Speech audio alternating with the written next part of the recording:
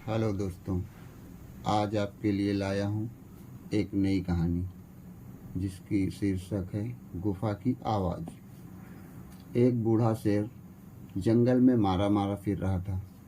कई दिनों से उसे खाना नसीब नहीं हुआ था। दरअसल बुढ़ापे के कारण वह शिकार नहीं कर पाता था। छोटे छोटे जानवर भी उसे चकमा देकर भाग जाते थे। जब भटकते भटकते वह काफ़ी थक गया तो एक स्थान पर जाकर रुक गया और सोचने लगा कि क्या करूं, किधर जाऊं, कैसे बुझाऊं इस पेट की आग को। काश मैं भी दूसरे शाकाहारी जानवरों की भांति घास पात खा फल फूल खा लेने वाला होता तो आज मुझे इस प्रकार भूखे नहीं रहना पड़ता। अचानक उसकी नज़र एक गुफा पर पड़ी। उसने सोचा कि इस गुफा में अवश्य ही कोई जंगली जानवर रहता होगा। मैं इस गुफा में जाकर बैठ जाता हूँ। जैसे ही वह जानवर आएगा मैं उसे खाकर अपना पेट भर लूँगा। शेर उस गुफा के अंदर जाकर बैठ गया और अपने शिकार की प्रतीक्षा करने लगा। वह गुफा एक गीदड़ की थी। गीदड़ ने गुफा के करीब आते ही गुफा में जाते शेर के पंजों के निशान देखे तो वह तुरंत खतरा भाग गया। परंतु संकट सामने देखकर उसने अपना संयम नहीं खोया, बल्कि उसकी बुद्धि तेजी से काम करने लगी कि शत्रु से कैसे बचा जाए।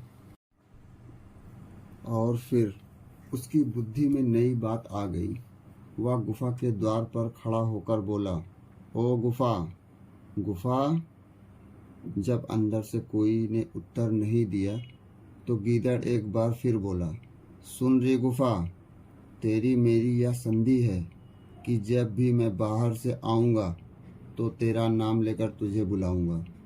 जिस दिन तुम मेरी बात का उत्तर नहीं दोगी तो मैं तुम्हें छोड़कर किसी दूसरी गुफा में चले जाऊँगा। जवाब न मिलता देख गीदड़ बार बार अपनी बात दोहराने लगा। अंदर बैठे शेर ने बार बार गीदड़ के मुंह से यह बात सुनी तो यह समझ बैठा कि यह गुफा गीदड़ के आने पर जरूर बोलती होगी। अतः अपनी आवाज़ को भरसक मधुर बनाकर वह बोला, अरे आओ आओ गीदड़ भाई, तुम्हारा स्वागत है।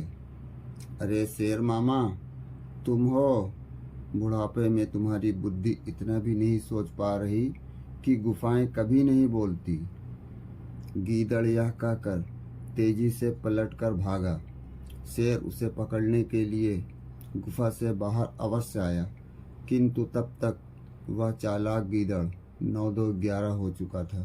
तो दोस्तों, इस कहानी से हमें ये सीख मिलती है कि हमें किसी भी संकट परिस्थिति के समय बुद्धि का दामन नहीं छोड़ना चाहिए। लगी हो तो कहानी को लाइक करिए, शेयर करिए और चैनल को सब्सक्राइब करिए। Thank you.